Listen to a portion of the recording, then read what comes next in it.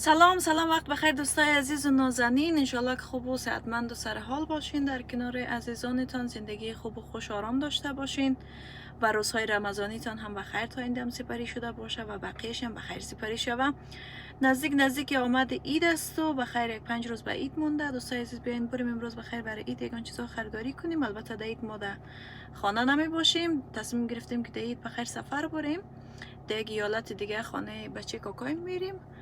بریم میگن توفه و ایگان چیزا برای اونا برای اولاداش بخرم و همچنان ایگان لباس چیزا بر تاها و اتها رو دیگه خود ما بخریم. گرچند که از افغانستان لباس زیاد روان کرده، بازم ایگان چیزایی که در بیرون پوشیده شود، چون لباسایی که از افغانستان روان کرده معمولا لباسای محفلی هست، در خانه خوب است اما در بیرون دیگه یک ذره جلب توجه میکنه مردم. در بیرون یک چیز ساده تر باشه. اگه اونجا دیگه آب و هوا خوب بود، مثلا بیرون چکر مکر رفتیم، باز نیاز داریم که لباس ساده تر بپوشیم، نمیشه که با لباس های دراز و کمرچینده و دیگه محفلی بیرون بریم.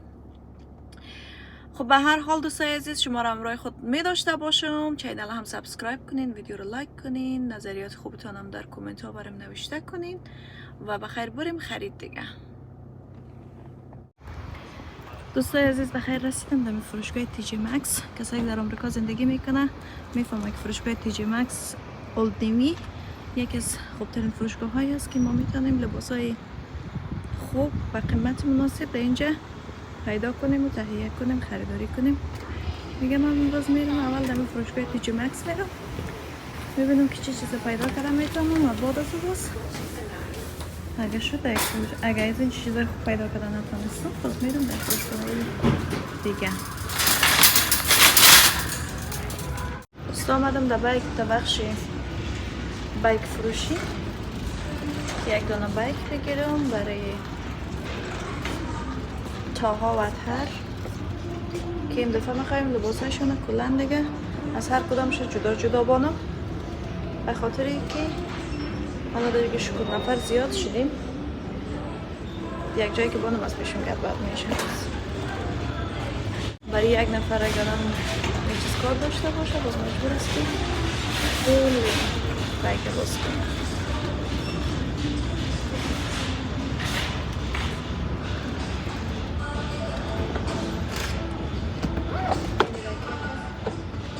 زیاد خوشم آمد برای اتهر میگیرم در پایین بریم.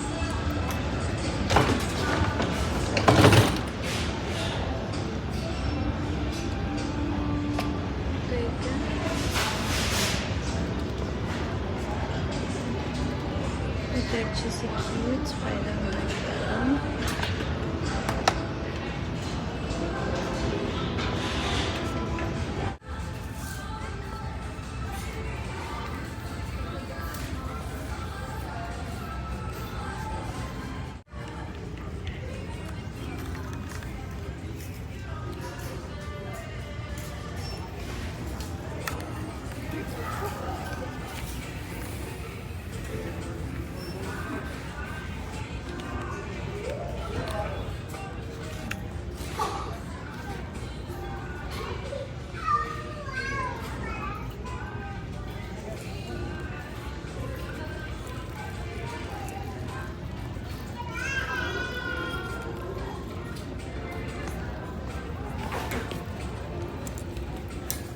همونطور که میبینین دوستای عزیز، آمدم در بخش لباس فروشی طفلانه که گان لباسای طفلانه پیدا کنم بر توها جان اتهر جان و همچنان برای طفلای بچه کاکایم که اونجا میریم خانش بر طفلای ازو میگن لباس بخرم.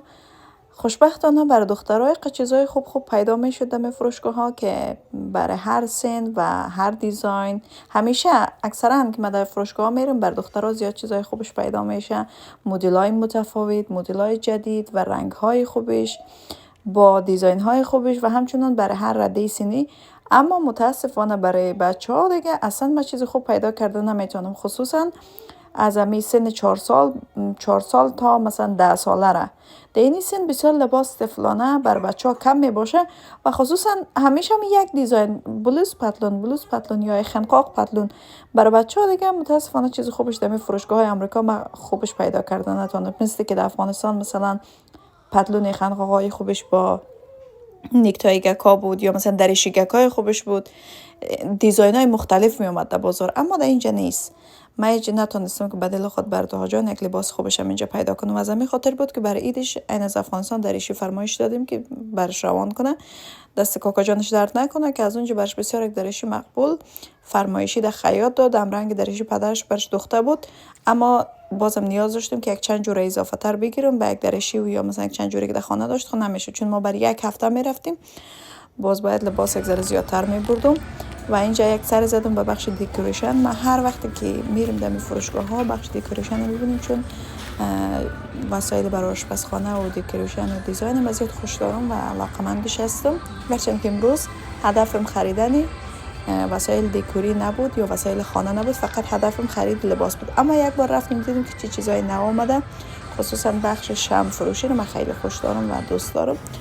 و بعد از اون هم لباسا رو خریداری کردم دوستای عزیز، یک مقدار نیاز داشتم و بعضی چیزایی که پیدا کردم دیگه آوردم که چک اوت کنم و بعد از اون بخیر حرکت کردم طرف خانه. خب دوستای عزیز من خریدای خود انجام دادم، میگن چیزای خوبش پیدا کردم.